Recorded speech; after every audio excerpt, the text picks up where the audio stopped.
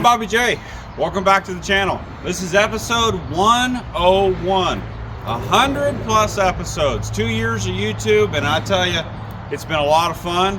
I've met some great people through YouTube, had some fantastic subscribers, guys that comment. You know who you are. I appreciate you, I really do. And this episode is a great one to showcase what Bobby J Farms YouTube channel is all about. This project right here has been in the making for about 10 months or so when I drug this sucker home. And this was a left for dead, abandoned pile of junk. Sprayer that had been turned into a parts wagon to keep others just like it alive and stripped of its glory. And she was just down to the bones, basically. So this is a restoration project of getting an air blast sprayer back fully restored, in great shape, and ready to roll for a lot of years to come. So sit back, relax for the next half hour, watch me take this old piece of junk to a fully restored sprayer and everything it took to get it done. Enjoy. Thank you. Thank you for watching.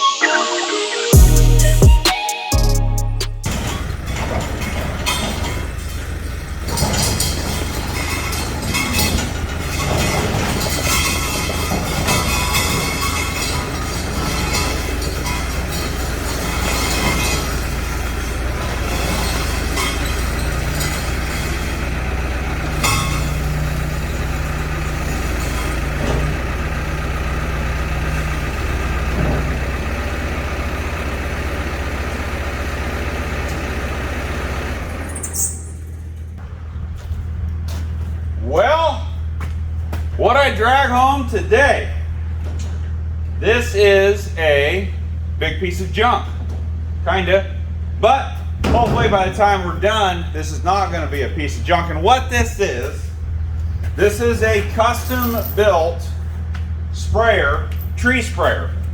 This was custom built by an outfit down in Carruthers, California. They used the fan, the sprayer components from a company called AgTech, and they put it into their own frame, their own stainless tank, their own doghouse back here over the fan, and I bought this thing. So here's what the deal is.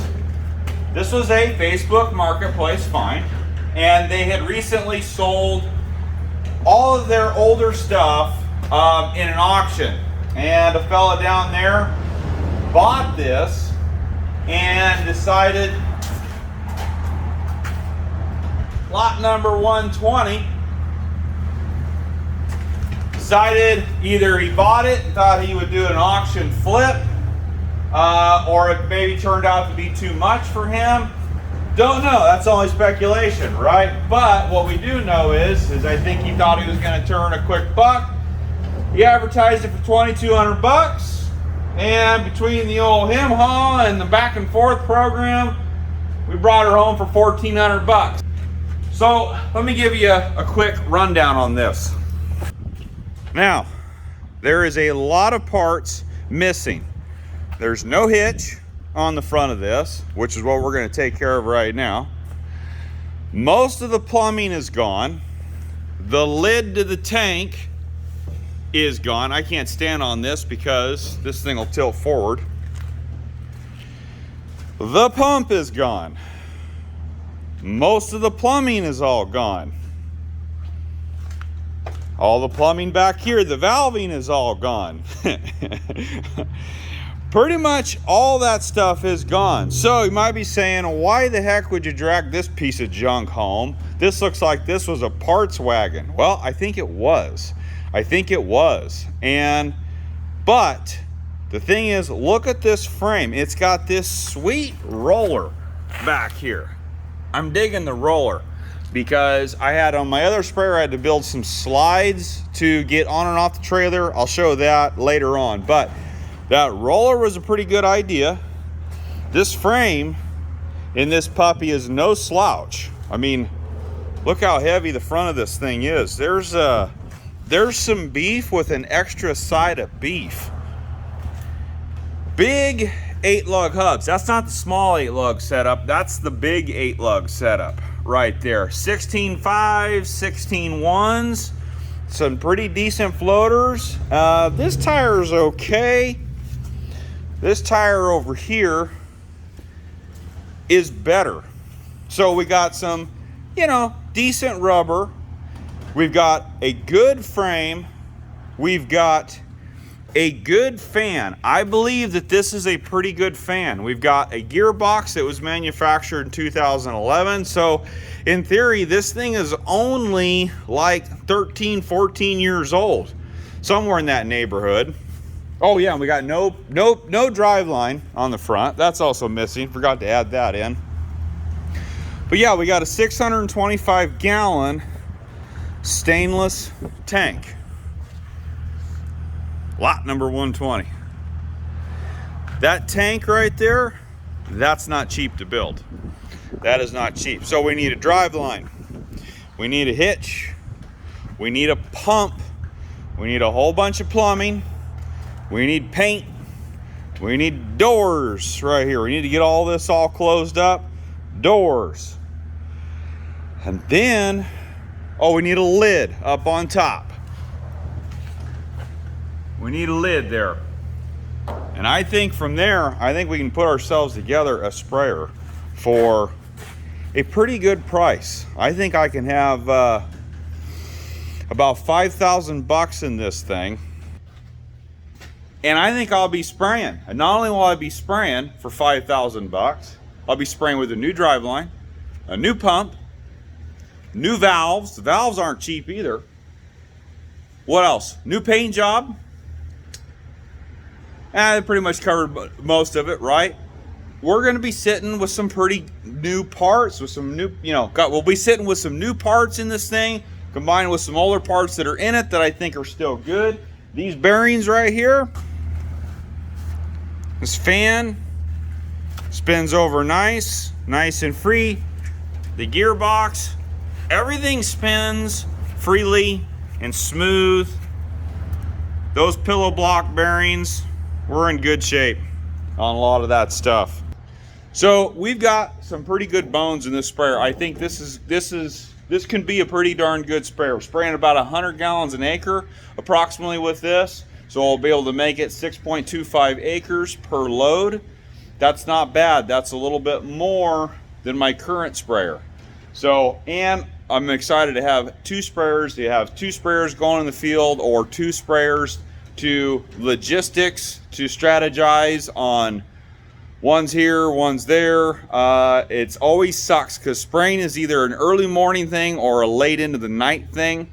And it sucks when you finish an orchard and you don't have time to get the sprayer moved and you need to be spraying the following morning in the next orchard, except you have to move the sprayer first. And by the time you get it moved, you've already lost the time of a couple of tanks.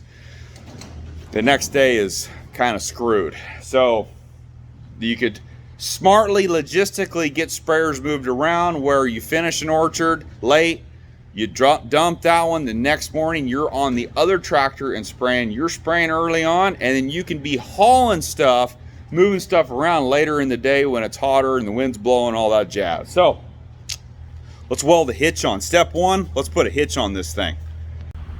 So here's the plan. This was originally designed to be, you know, an interchangeable hitch, whatever. You can slide this out, right, and put a different hitch in.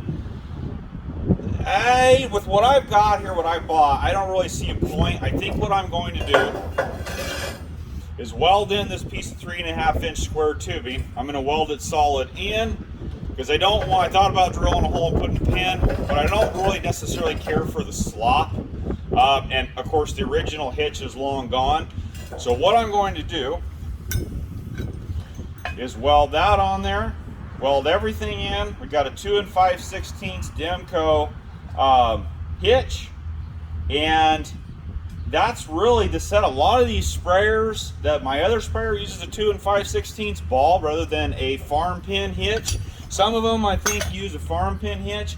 I like the 2 5/16. It's nice and solid. You don't have the bouncing around that you get with a farm pin hitch, and that's also why I'm just going to go ahead and weld this up, because if I ever want to change this, on the other hand, and put a farm hitch on, I just take these 2 bolts out and pull the Demco ball hitch. So let's weld her in.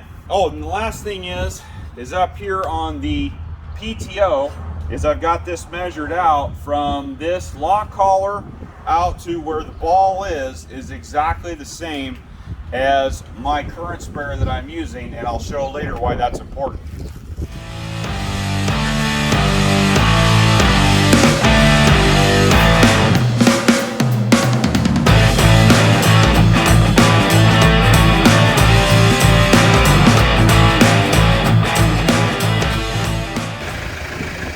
Okay, for testing procedures, I got this drive line out of my other sprayer. That's the kind of idea why I got, long story short, my measurements all the same that matches that sprayer, so the parts are interchangeable, including this drive line right here. So we're on, we're in, let's give it a try.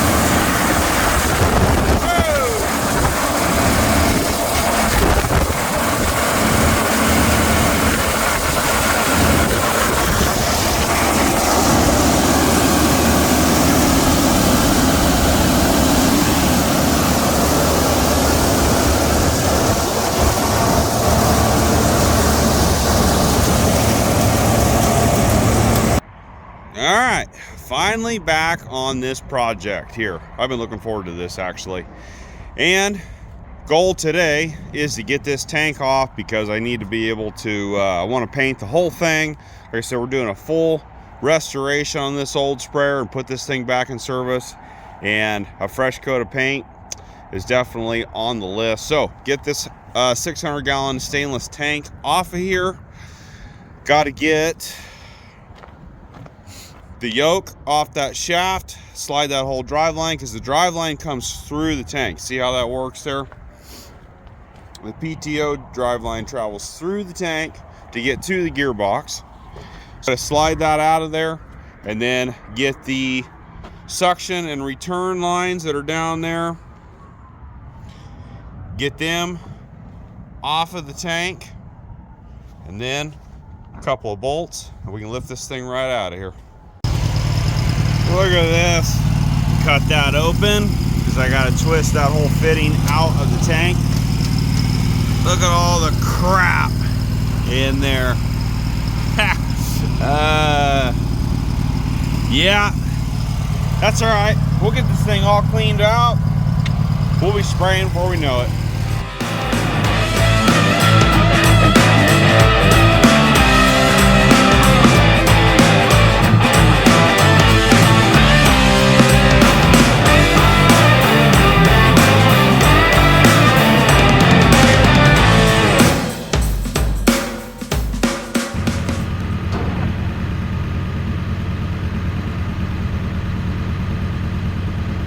What the heck is that?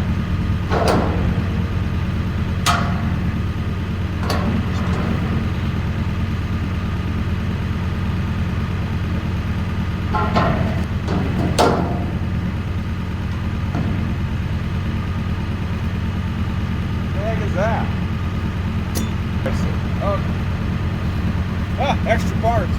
This is the biggest part of this project, and that is trying to get everything that's missing, that's been taken off this sprayer, getting all of that stuff replaced and put back together. So step one is the pump. That's an important one. We gotta have a pump. So let me show you what we got going on here.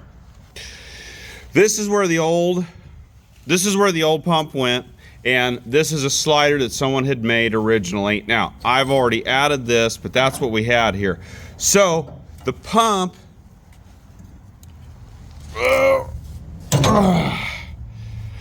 here's the pump.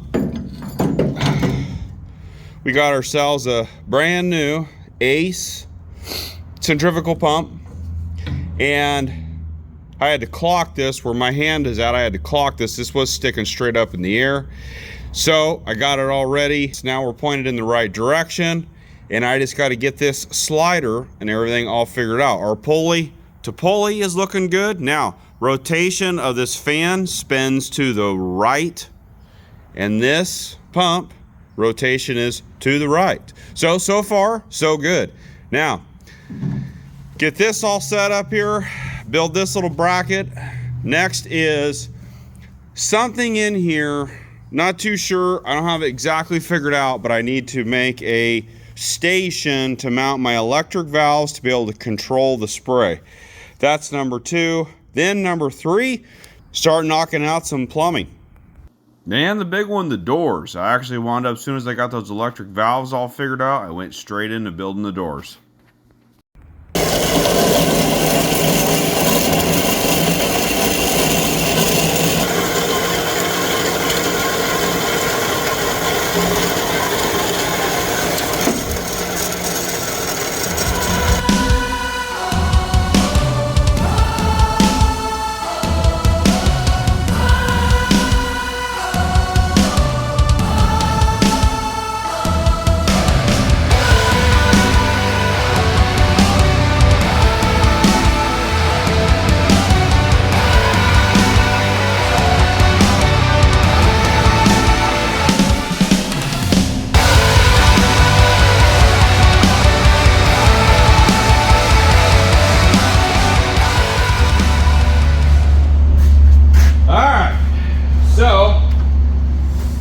I've been cutting and welding and fitting, but we're getting there now.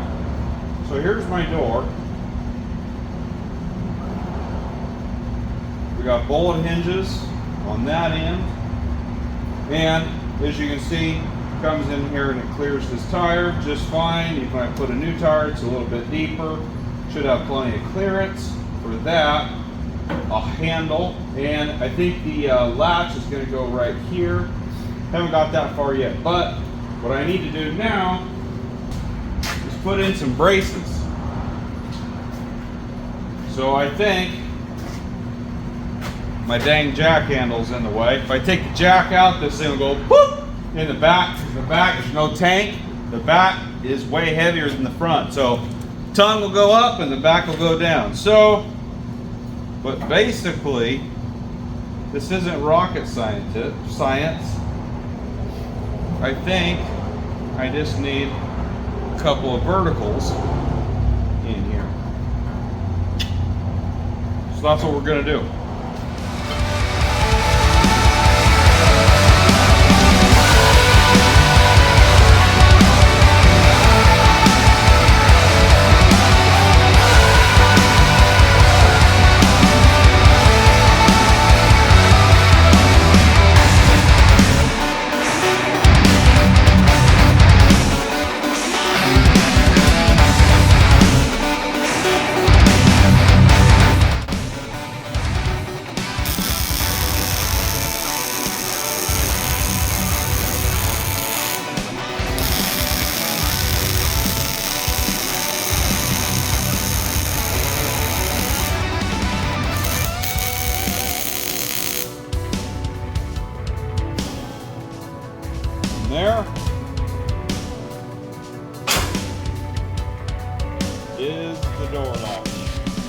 Done.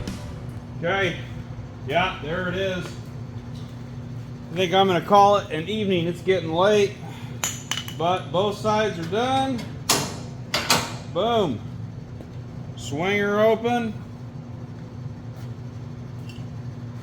Not bad. Not bad.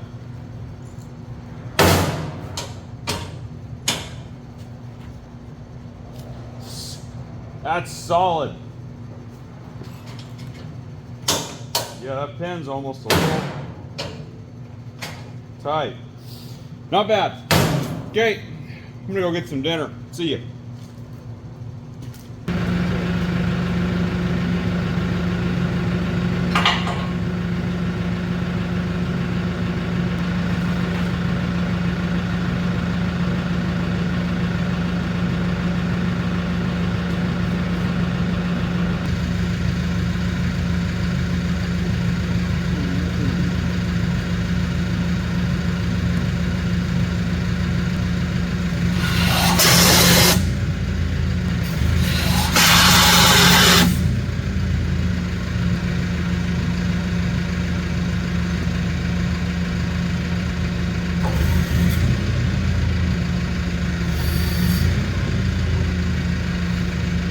Okay, well, this thing still works. That's open and closing. Okay, so what's going on here? There's the hitch that you just saw earlier in the video. Got this put on, right? Last summer, I was all excited to work on it for just a little while. Except for I'm in a hurry. I don't take the time. The measurements back there on the hitch of the tractor, it needs to be down. So I got to grind this all clean and re-weld this. Instead of putting this, I put it right in dead center. I need to go ahead and put this all the way to the top of the adapter to get this hitch down where it needs to be to mate with the tractor. So this is level. The sprayer is basically as level as possible, and it winds up in the drive line. So we got a drive line, a PTO drive line here. We want that to be as level as possible. Also, so it lasts as many hours as it could possibly last. So, grind this up, weld this back on in the right spot.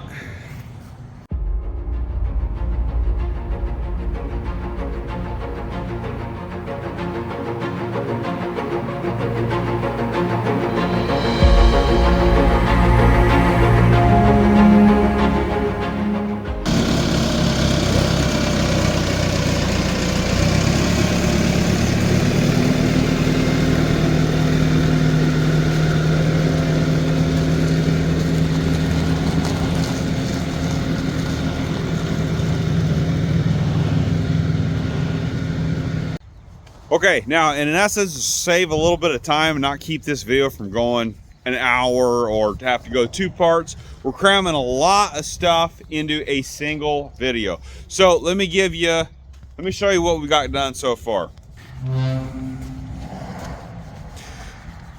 Here's the driver's side door. What we got going on, not a lot really on this side to speak of, but what we do have going here, we've got our manifold all set up to bolt in right here. So then our door on the passenger side, got that all built.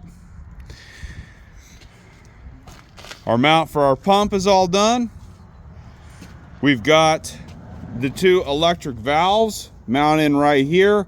Our 2 ball valves to adjust will go right there to adjust flow so we can get things calibrated and dialed in. Now, this is interesting.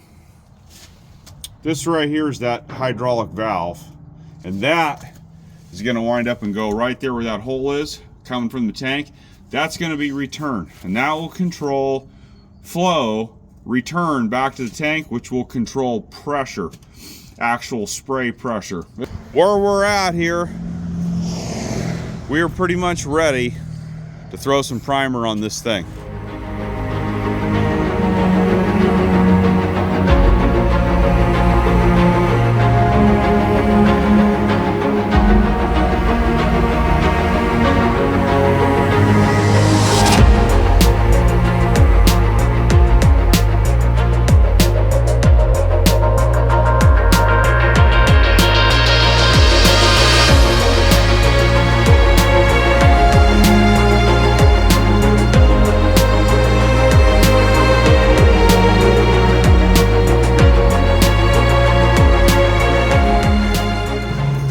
All right, now one thing is, need to make sure these hubs might need a repacking.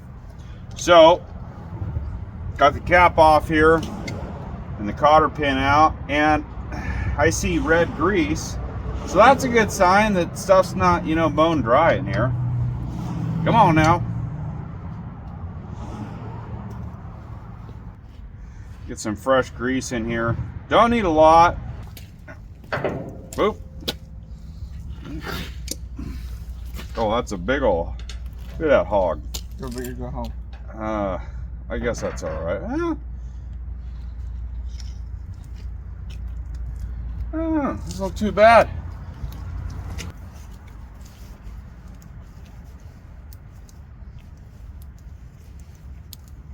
Okay, that's good. That one there is looking pretty good too, actually. Okay, I know what to do. Okay, hand me the grease gun. Grease gun.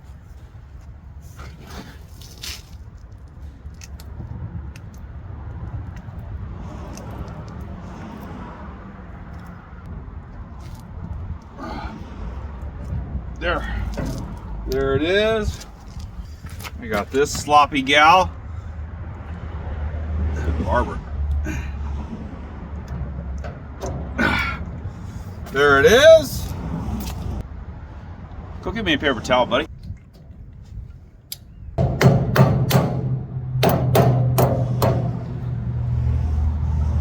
There. Now all we gotta do is repeat on the other side. And those are gonna be some happy bearings for a long time. All right, time for some color. Got the paint sitting up on the dash, getting all nice and warm in the sun. We got some Opticryl C90 Dynacoat, and this paint right here, this is I got no idea. I don't know what this stuff is. To be honest with you, I'm a little frustrated at the moment on paint. You know, I show up at the place where I used to buy paint. It's a completely different store. They're gone, but they also carry paint. But the gentleman that worked before at the store that I was used to, he stayed with the new company. So I talked to him for a while, and he says, well, this stuff here is as good as the rival Axalta you've been using, Bob. So I said, okay, Pete, I'm gonna trust you. So supposedly a lot of body shops use it. I don't know, we're gonna find out. It is a urethane. It's slightly cheaper than Axalta Rival, which is what I've been painting lately. A 30-footer got that. The welding trailer got that. But I don't know. We're gonna give this stuff a try. So we got it ready to go. Man, I love tires that are wide enough. They just, you know, stay standing up on their own. Yeah, that's pretty cool. But I went through and I knocked the sheen off of all this red. See, you might be wondering, what in the heck happened here, Bobby J? Why is this thing half brown primer and half fire engine red? Well, your old buddy Bob here made a little bit of a mistake. A little slight miscalculation on how much paint this thing would actually take.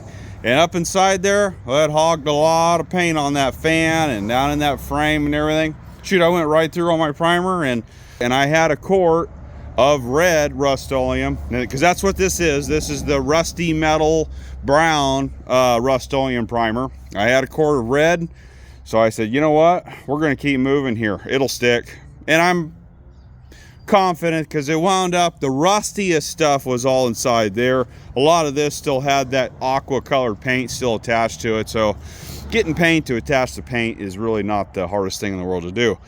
But I did go through with a Scotch-Brite pad this morning and roughed up that sheen, knocked that sheen back off of that red. Otherwise could have some issues, some adherence issues with the new paint over the top of that. But like I said, with the sheen all knocked off, we're good to go. So start mixing up some paint, see if we can't get some color on this thing.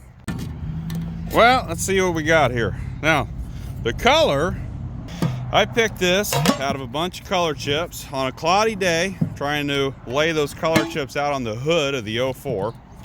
So I don't know, we're gonna see what we got here.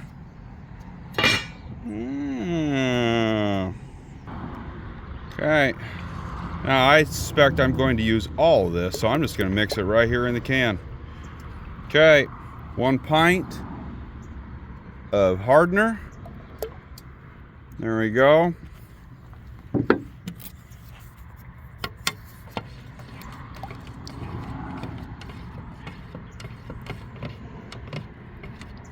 Pretty close to the color that I've been spraying, that GM color. It's pretty close. We're gonna find out once it dries, but it's got kind of that bronzy flare to it.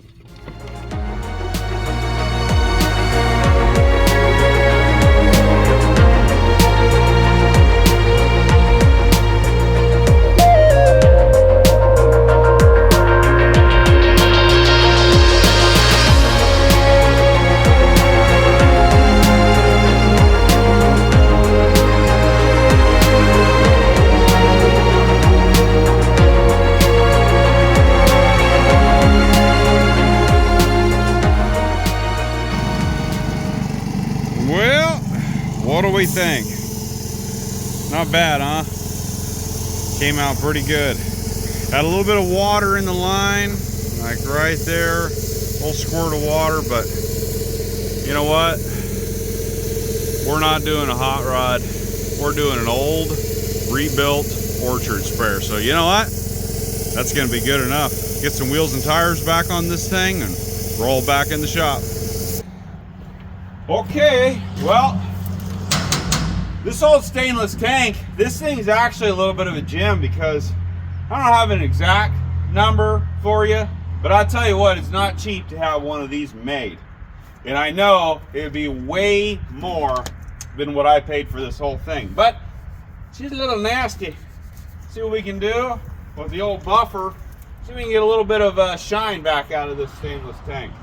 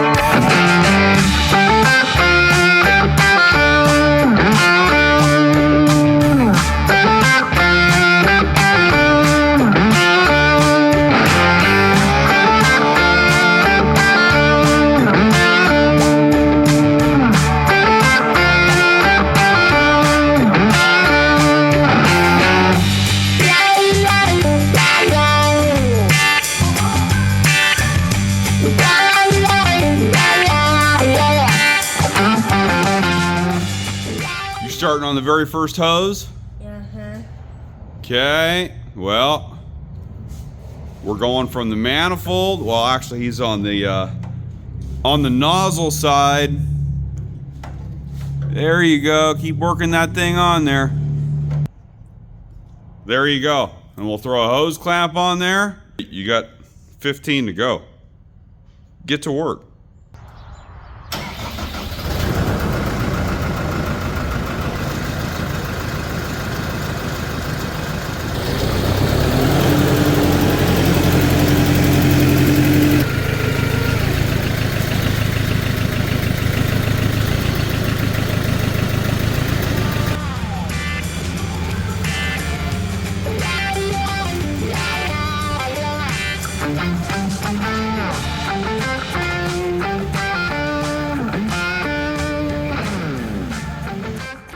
Okay, here goes from front to back. What we got going here, we got a new drive line. Remember, the drive line was missing. We got a new hitch. There was no hitch on this. That drive line is borrowed from the other sprayer. I have a new drive line sitting in the storage shed. I gotta go grab that and put that on when we actually get started for the season, but for testing, it was quicker to grab that sucker. So we got a new sight gauge. We've got a whole new fill system. There's the fill port where we'll plug in from the nurse trailer, pump the water and the chemicals in, straight into the tank. Polished out tank. Obviously red, my favorite color. Brand new lid.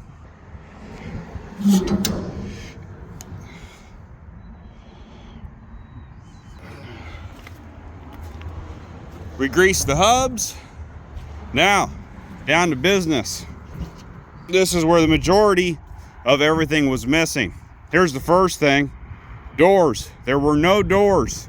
And I don't quite have it figured out what was on here before, but something must have been tied in here and here as a door. Brand new Ace pump.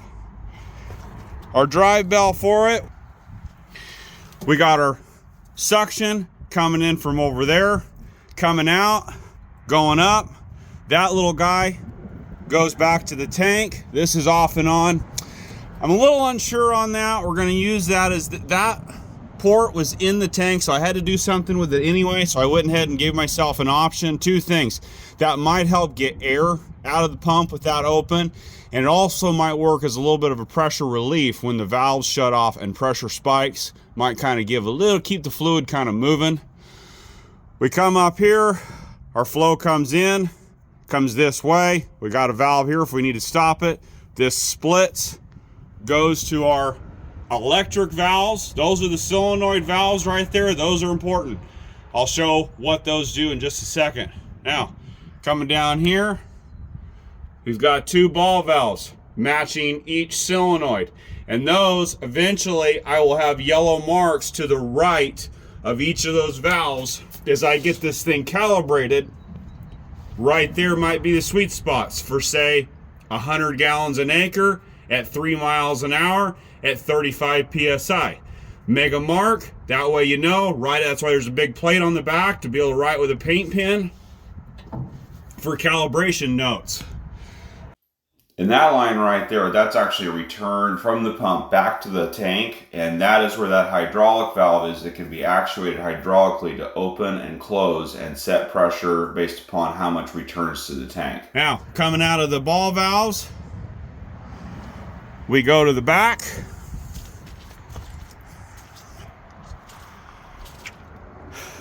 Here's our manifold. 8 nozzles this way, 8 nozzles this way. There's actually a break right here. This was missing. We came up with that. All our hoses, and then there is our 8 nozzles and corresponding 8 on the other side. And that is for the valves right there. There's our left, and there's our right for those electric valves. So you can, most always you're running both, but you can always shut one side off if you're on the edge of the orchard where you have a fence, say over here on this side, and you've got the last row of trees on that side. You want to kill this side. There isn't much to show over here, actually, on this side, other than the door. That's the biggest thing. We've got our door over here. We've got a fresh belt. We've got the filter. That's the filter right there. That's half of it's new because half of it was missing. But yeah, new belt, fresh oil in the gearbox. Left the U-joint there. Left all that alone. Everything is tight. Everything's in good shape. As you saw, we greased the bearings real quick.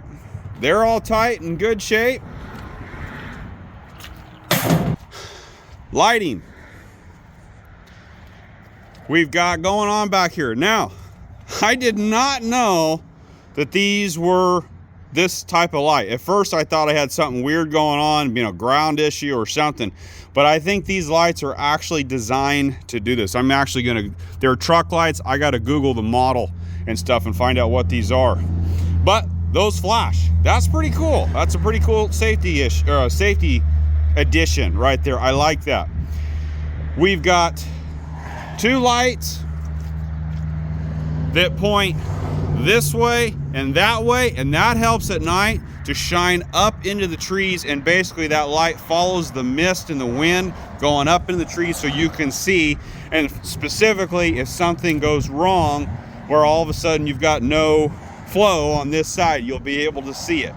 That's a backup light. That's nice. We're backing up next to the nurse trailer at nighttime to refill the corners, whatever. You can see behind you. And there we go. Old number 300, I left that on there. We got the tank cleaned up. We got a pretty sweet paint job. There's not a whole lot left to do, but to put some water in it. And this is the control box I made for the electric valves. The top two switches is one for left, one for right, and then the bottom is a master switch to turn everything on and off quickly. Hundreds of thousands of gallons are going to go through this sprayer over the course of time. I suspect anyway. But this is the first gallon. Okay, there it goes.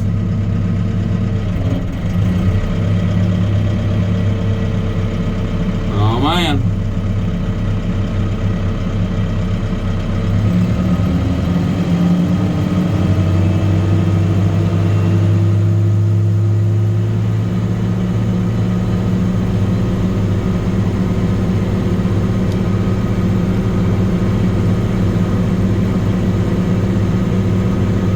There she goes. Now, go ahead and rev her all the way up. There we go. We don't have much for pressure, so what happens when I do this? Okay, now let's go. Whoop! Now we got pressure.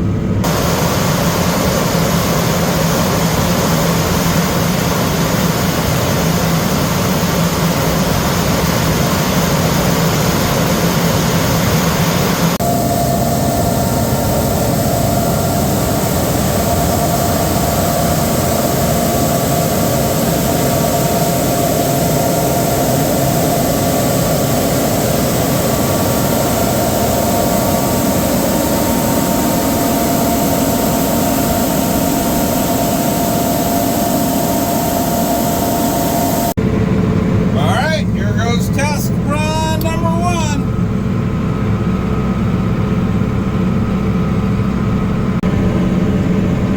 After making a few passes, I got things dialed in by adjusting the ball valves, and I'm sitting right at about 100 gallons an acre at 3.3 miles an hour. So we're ready. We're just spraying water here for test procedure, but we are ready to go and start spraying chemical. So I would say mission successful. We got a sprayer that's ready to rock and roll.